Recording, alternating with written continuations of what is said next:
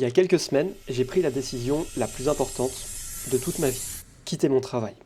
Je m'appelle Axel, j'ai 22 ans, je fais quelques vidéos sur internet sur des sujets qui m'intéressent, donc sport, business, développement perso. Bon, j'en ai pas fait beaucoup pour l'instant, mais promis, je serai plus régulier sur les prochains mois et prochaines semaines. Donc pour vous remettre dans le contexte, quand j'avais 18 ans, j'ai décroché un emploi dans une entreprise à Genève. Qui dit Genève dit grosse moula.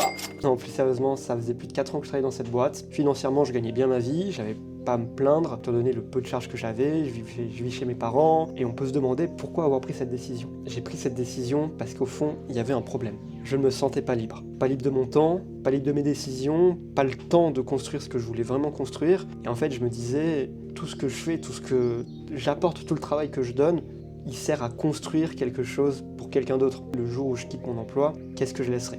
J'ai pris la décision de quitter ce confort, de quitter cette stabilité financière que j'avais pour prendre un risque, me lancer réellement dans la vie. J'ai envie de laisser quelque chose derrière moi, j'ai envie de construire des choses, j'ai envie de laisser une trace. Malheureusement, dans le salariat, j'y arriverai pas. J'ai envie que les efforts que je fournis soient justement récompensés. Je parle pas forcément financièrement, mais également en liberté. Et donc, suite à cette prise de conscience, j'ai pris la décision de démissionner. Alors, il faut savoir qu'en Suisse, quand on est français et qu'on démissionne de son emploi, nous n'avons pas le droit au chômage. Donc c'est également un risque que j'ai pris, j'aurais pu attendre de me faire licencier, de fournir moins de travail, c'est pas forcément mon mindset. J'en avais surtout ras-le-bol d'attendre, de me lancer. Je me suis mis un petit peu des bâtons dans les roues en évitant le chômage. Ça peut être une décision vue comme débile, mais c'est une décision que je perçois comme moteur. C'est-à-dire que ça me poussait à faire de l'argent, j'ai pas le choix. En fait, c'est soit je fais de l'argent, soit je survis avec ce que j'ai, et puis en moment, malheureusement, le compte sera à zéro, et je devrais tout recommencer. Donc à partir d'aujourd'hui, je vais fournir les efforts qu'il faut pour développer des choses, pour créer des entreprises